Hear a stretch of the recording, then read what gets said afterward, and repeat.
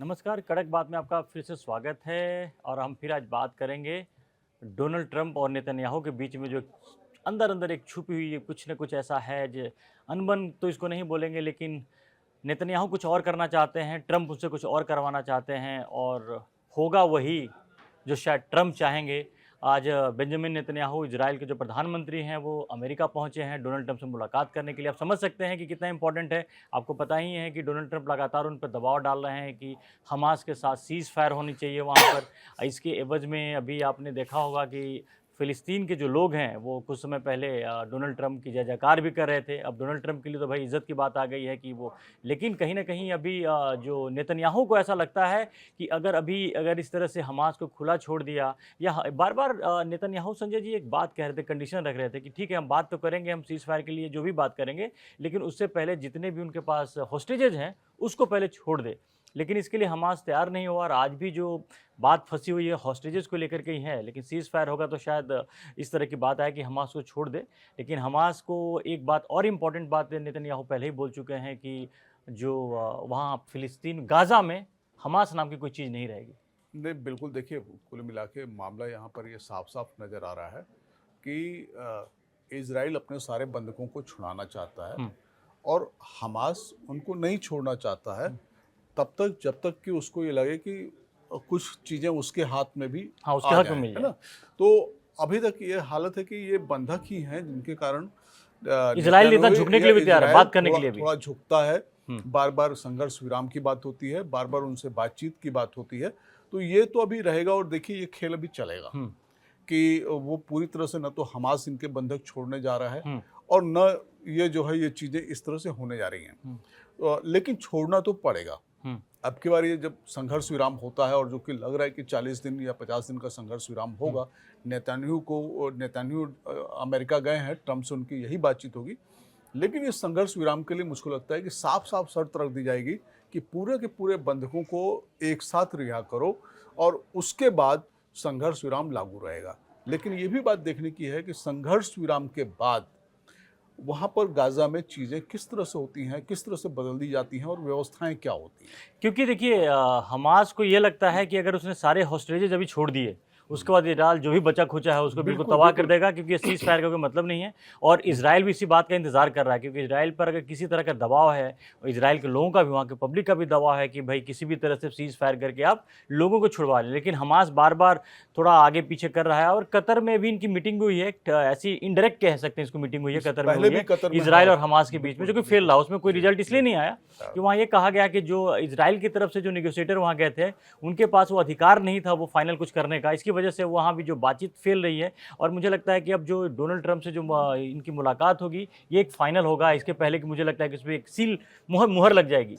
नहीं मुहर तो लगेगी देखिए, लेकिन एक इसमें एक बात और है कि अमेरिका और इज़राइल दोनों चाहेंगे कि वो अपनी शर्तों पे हमास को राज़ी हुँ, करें। हुँ, हुँ। और अगर आप देख रहे हो पूरा का पूरा इनका तो हमास भी बहुत हार्ड जो है वो इसमें पड़ रहा है, मतलब क्योंकि उसे जो मालूम अपनी है ब्लैकमेल करने का बस एक ही हाँ, है कि हाँ, उसके पास वो हथियार अपनी है। शर्तों पर बहुत टिका हुआ है। हुँ, पहली बार भी जब बाइडेन ने इनका संघर्ष विराम कराया था तब भी यही था हुँ, कि वो जो बंधक थे उनको एक साथ छोड़ने के लिए तैयार नहीं था, वो हुँ। पार्ट में छोड़ने के लिए हाँ। तैयार हुआ, उसने छोड़ा भी और इस तरह से छोड़ा कि उसके हाथ में सब कुछ हुँ, रहे, कुछ हाथ हुँ, से जाए नहीं, हुँ, क्योंकि उसको भी मालूम है कि जिस दिन उसने बंधक छोड़ दिया उस दिन उसकी बुरी गत हो हुँ, जाएगी। हुँ, हुँ, तो अब देखिए इसमें क्या होता है, क्योंकि दोनों पक्ष अपने अपने मामले पे अड़े रहेंगे, लेकिन हमास को छोड़ना पड़ेगा और अगर हमास उसको नहीं छोड़ता है तो हो सकता है इस बार हालांकि हमास के पास खोने के लिए कुछ है नहीं, हाँ, अब तो अब वो सब उसका जो भी है वो सब खत्म हो चुका है। अब लेकिन वहाँ पे यही कि हमास को इजराइल पूरी तरह से खत्म करना लेकिन चाहता है और गाजा में नई व्यवस्था लागू लेकिन करना इस चाहता सीज़ है। फायर में एक जो जहाँ मुझे बात अटक रही है, क्योंकि नेतन्याहू बार-बार इस बात को बोल रहे हैं कि इस सीज़ फायर के बाद हमास नाम की कोई चीज़ वहाँ पे नहीं रहेगी। इसका मतलब साफ-साफ वो कह रहे हैं कि हमास को किसी भी तरह से दोबारा खड़ा नहीं होने देंगे, या हमास को, और ये बात और सीज़ फायर भी हमास के साथ में होने वाला है। तो मतलब ये स्थिति बड़ी मतलब एक ऐसी फंसी हुई स्थिति में दिख रही है, बातें दिख रही हैं। लेकिन अमेरिका अब यहाँ से डोनाल्ड ट्रंप के लिए वापस जाना बहुत मुश्किल है, क्योंकि वो ऑलरेडी इतना आगे जा चुके हैं इस मैटर पे और इतना वो प्रॉमिस कर चुके हैं। और वो जो तमाम चीज़ें वहाँ भी देखिए कि ह्यूमैनिटेरियन ग्राउंड पे वहाँ पर उन्होंने राहत सामग्री भी बँटवाई, सब कुछ वो कराया। इसके बाद अब डोनाल्ड ट्रंप के लिए भी वापस जाना मुश्किल है। लेकिन एक तरह से इज़राइल का जो स्टैंड हमेशा हार्ड होता है कि इज़राइल कभी अपने हितों के साथ कभी समझौता नहीं करता, बड़ा क्लियर है। अब देखिए कि वो इज़राइल, आज ही की बात है, उन्होंने यमन पे लगातार हमला कर रहे हैं, क्योंकि वहाँ से हुतियों ने फिर से रॉकेट फायर करना शुरू कर दिया, मिसाइल मारना शुरू कर दिया है। तो इजराइल के लिए जो बचा हुआ है, क्योंकि हिजबुल्लाह को तो ऑलरेडी वो तबाह कर चुके हैं। हालांकि हिजबुल्लाह की तरफ से भी एक स्टेटमेंट आया है कि वो सरेंडर नहीं करेंगे, हथियार नहीं डालने वाले हैं। तो इजराइल भी इस बात को समझता है कि आज जितनी मेहनत करके उसने इन जो तमाम जो अपने आसपास जो दुश्मनों को मतलब एक तरह से मिटाने की जो कोशिश की है, अगर इसमें थोड़ी भी अगर ढीले रह गई तो फिर से दोबारा खड़े हो जाएंगे और इजराइल के लिए जीना मुश्किल कर देंगे। बिल्कुल ये बात है। और देखिए सबसे बड़ी जो इजराइल के सामने चुनौती है वो यही है कि गाज़ा में जो भी जितने शरणार्थी वहाँ पर हैं या जिनकी हालत ख़राब हो चुकी है, जो वहाँ पे महिलाएं हैं, बच्चे हैं, लोग हैं, वो ठीक है, उनके जीवन को तो वो आबाद करेंगे और आबाद करना भी चाहिए, ये मानवीय दृष्टिकोण इसके लिए होना चाहिए।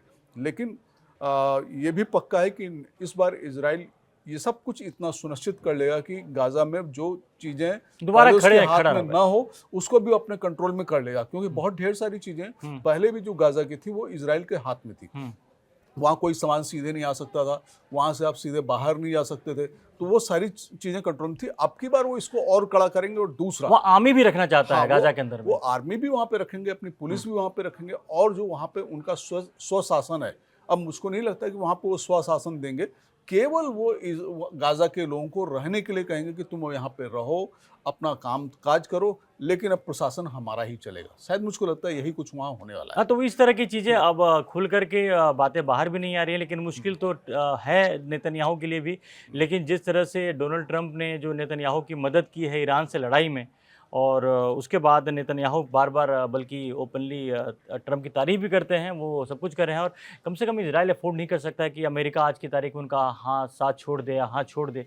तो इजराइल के लिए बहुत मुश्किल हो जाएगा, क्योंकि अभी लड़ाई ख़त्म नहीं हुई, कहीं से भी ख़त्म नहीं हुई है, ना ईरान से लड़ाई ख़त्म हुई है, और न ये जो मिडिल ईस्ट में जो भी दिख रहा है कि जो थोड़ी शांति हुई है, ये परमानेंट नहीं है। इजराइल को भी पता है कि देर सवेर कोई ना कोई दोबारा कोई देश उठेगा और इजराइल पे हमले करने की बात करेगा या हमला करेगा भी। ये बात को इजराइल बहुत अच्छे से समझता है। इस समय अमेरिका से दोस्ती बना के रखना भी इनकी एक मजबूरी ही है। नहीं, बिल्कुल, देखिए वो मजबूरी है। और दूसरे ये आप पक्का मान लीजिए कि पहले भी जब नेतन्याहू ट्रंप के पास गए हैं, ट्रंप ने हमेशा उनका स्वागत, और जो दोनों के बीच की बॉडी लैंग्वेज है उसमें लगता है कि काफ़ी एक प्रगाढ़ता है, एक नेचुरल एलाई है, वो दोनों एक दूसरे की बात को समझते हैं। तो देखिए होगा वही, आपस में दोनों एक दूसरे के हित की ही बात करेंगे, और ये भी देखेंगे कि ईरान खतरा न बने, उनके दूसरे जो प्रॉक्सीज हैं वो खतरा न बने। और मुझको लगता है कि जो हिजबुल्लाह है वो खतरा अब नहीं बनेगा उनके लिए।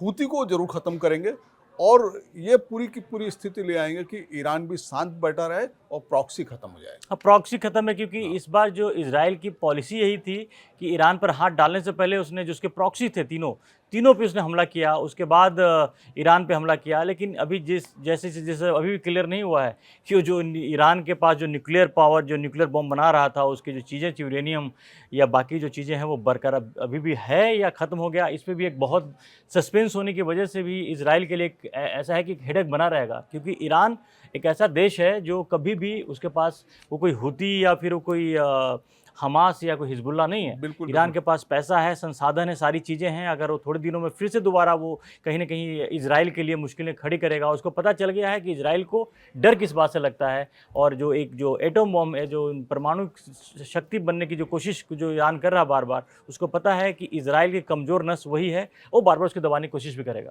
बार बार कोशिश कर रहा है। और देखिए पूरा का पूरा मामला आज का नहीं है, 20 साल से ईरान यही कर रहा है, और अमेरिका उसका जो गला है वो पकड़ने की कोशिश करता है कि नहीं, हम निगरानी करेंगे, तुम ऐसा नहीं कर सकते।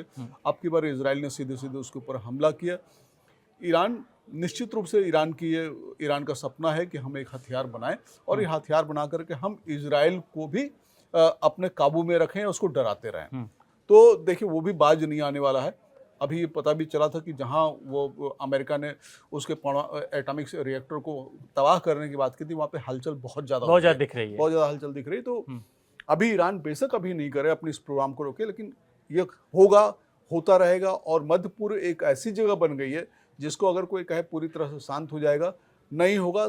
मुझको लगता है शांति तभी वहाँ पर होगा, जो कि अमेरिका भी सोचता है, इजराइल भी सोचता है कि वहाँ पे जो इस्लामी हुकूमत है, खामनेई की जो हुकूमत है, जिस दिन वो ख़त्म हो जाएगी उसी दिन वहाँ पे रेडिकल चेंज आएगा, नहीं तो चीज़ें इसी तरह से चलेंगी। और इजराइल भी अपने जो प्लान बी, जो उसकी एक ऑब्जेक्टिव बचा रह गया है कि वहाँ पर जो रिजीम को चेंज करना, ईरान में खामनेई को हटाने का जो अभी प्लान अभी भी बचा रह गया है ऑब्जेक्टिव, और इसको पूरा करने के लिए जाहिर तौर पे इजराइल कुछ ना कुछ और तैयारियां कर रहा होगा। मोसाद भी किसी न किसी अपने जो प्लान में लगा ही होगा।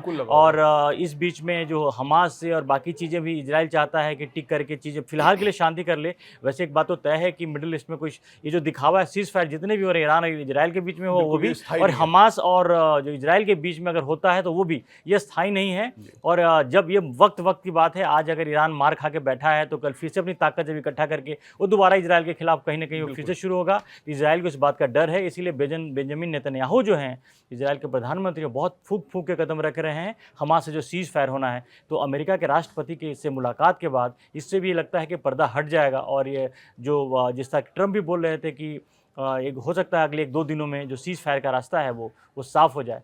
तो इन सब खबरों पर हमारी नज़र बनी रहेगी। और अगर अब तक आपने कड़क को सब्सक्राइब नहीं किया तो सब्सक्राइब कीजिए, शेयर कीजिए, लोगों को बताइए और हमसे जुड़े रहिए। हमें बताइए कि हम और आपके लिए कौन सा बेहतर वीडियो लेकर के आएँ। फिलहाल के लिए धन्यवाद।